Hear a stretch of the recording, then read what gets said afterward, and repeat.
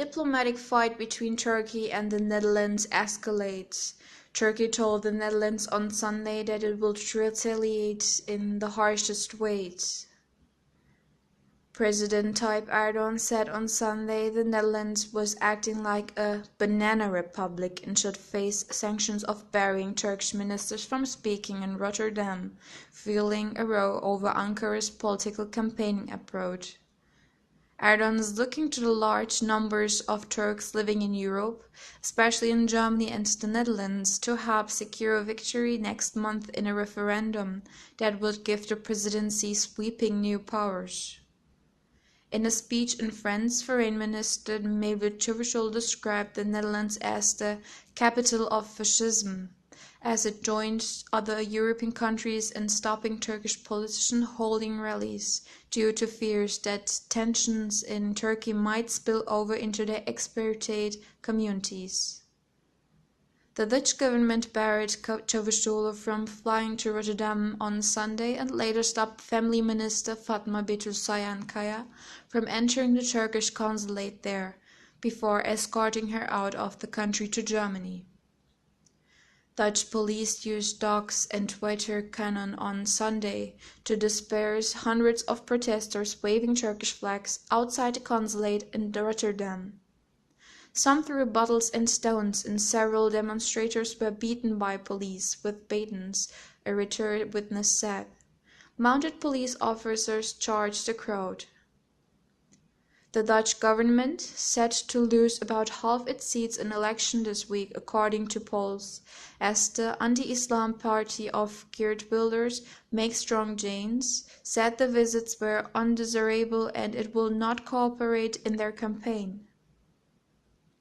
I call on all international organizations in Europe and elsewhere to impose sanctions to the Netherlands, Erdogan said after his prime minister earlier said Turkey would retaliate in the harshest ways, without specifying how. Has Europe said anything? No. Why? Because they don't bite each other. The Netherlands are acting like a banana republic, Erdogan said in a speech in Kocaeli province, near to Istanbul. A day earlier, Erdogan described the Netherlands as Nazi remnants and returned to the theme on Sunday by saying Nazism is still widespread in the West, in what Dutch Prime Minister Mark Rutte said were inflammatory remarks. We ended up in a totally unprecedented situation in which NATO ally, with whom we have historic ties, strong trade relations, is acting in a totally unacceptable, irresponsible manner, Rutte told reporters. Rather than the Netherlands apologizing for refusing the Turkish minister's entry, Turkey's president should apologize for comparing the Netherlands to fascists and Nazis, he said. The row risks spreading on Sunday as Denmark's Prime Minister Lars Løkke Rasmussen proposed postponing a planned visit by Yildirim this month due to the dispute. The French Foreign Ministry argued calm and said there had been no reason to prohibit a meeting in France between Çavuşoğlu and a local Turkish association. Supporting Rutte's decision to ban the visits, the Dutch government said there was a risk of Turkish political division flowing over into its own Turkish minority, which has both pro- and anti-Erdogan camps. The diplomatic row comes in the run-up to next week's Dutch election, in which the mainstream parties are under strong pressure from Wilders' Party for Freedom, PVV. Experts said it was too early to tell how events in Rotterdam might affect the elections. If there is any impact, however, it is likely that Geert Wilders and his PPV party will provide most, said Leiden University professor of electoral research Joop van Holstein.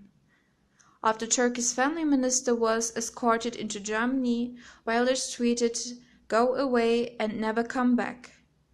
The Dutch government cited public order and security worries in withdrawing landing rights for Çavuşoğlu's flight, and Turkey fired back, saying the Dutch ambassador to Ankara should not return from leaving for some time. Hundreds of protesters gathered outside the Dutch embassy in Ankara and consulate in Istanbul. Police sealed off both sides.